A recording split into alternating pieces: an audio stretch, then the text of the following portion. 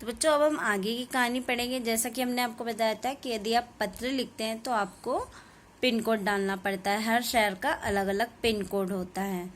तो अब हम आगे पढ़ेंगे कि पिन कोड का क्या महत्व है। पिन कोड जो है किस तरीके से पत्रों को पहुंचाने में मदद करता है। पते के बाद पिन कोड लिखने से गंतव्य स्थान का पता लगाने में डाक छांटने वाले कर्मचारियों को मदद मिलती है और पत्र जल्दी बांटे जा सकते हैं। गंतव्य स्थान यानी कि जिस स्थान पे आपको पत्र पहुंचाना हो या डालना हो। तो इस प्रकार से डाक छांटने वाले कर्मचारी यानी कि पोस्टमैन को पिन कोड की मदद से पत्र जल्दी बांटने में मदद मिलती है। पिन कोड की शुरुआत 15 अगस्त 1972 को डाक तार विभाग ने पोस्टल नंबर योजना के नाम से की।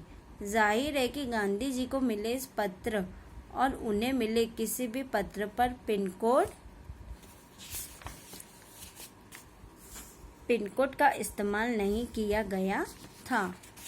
तो बच्चों हम देखेंगे कि जो पिन कोड की शुरुआत है वो कब हुई, 15 अगस्त 1972 को डाक तार विभाग ने पोस्टल नंबर, पिन कोड का फुल फॉर्म है पोस्टल नंबर, योजना के नाम से जाहिर की।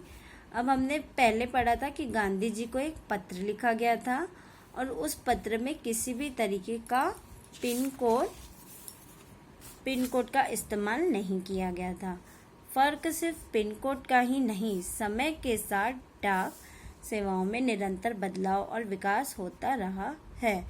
तो हम देख सकते हैं कि जैसे जैसे समय बीतता गया तो डाक सेवाओं में भी निरंतर बदलाव आया, उनमें धीरे धीरे विकास होता गया। आगे की कहानी हम पढ़ेंगे। बहुत पुराने समय में कबूतरों के द्वारा संदेश भेजा जाता था। हमने पहले ही आपको बताया था कि प्राचीन समय में लोग कबूतर का इस्तेमाल करके अपने संदेश को भेजा करते थे।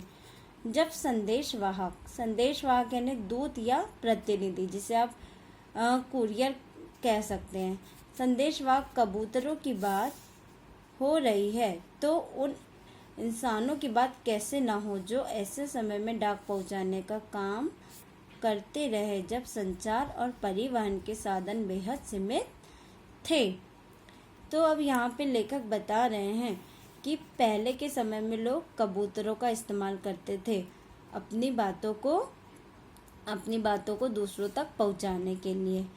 और यहाँ पे लेखक ने उस समय का भी वर्णन किया है कि जब संचार और परिवहन के साधन बेहद सीमित थे, क्योंकि ये जो मोबाइल है और परिवहन के साधन है, जैसे आजकल स्पीड पोस्ट आ गया है, कुरियर आ गया है, तो पहले ये सब अस्तित्व में नहीं थे। तो उस समय की बात लेखक बता रहे जब इन सब का प्रचलन नहीं था। बात हो रही है उन हरकारों की जो पैदल ही आम आदमी तक चिट्ठी पत्री पहुंचाने का काम करते रहे। यहाँ पे हरकारों शब्द आया, इसका अर्थ है पैदल यात्रा करके दूसरों की चिट्ठी पत्री को पहुंचाने वाला डाकिया। राजा महाराजाओं के पास घुड़सवार हरकारे हुआ करते थे। तो यहाँ पे बताया गया है कि जब राजाओं महाराजाओं का शासन था तो उस समय उनके पास हरकारे हुआ करते थे, घुड़सवार यानी कि जो घोड़े पे सवार होकर पत्र को एक स्थान से दूसरे स्थान पर पहुंचाया करते थे।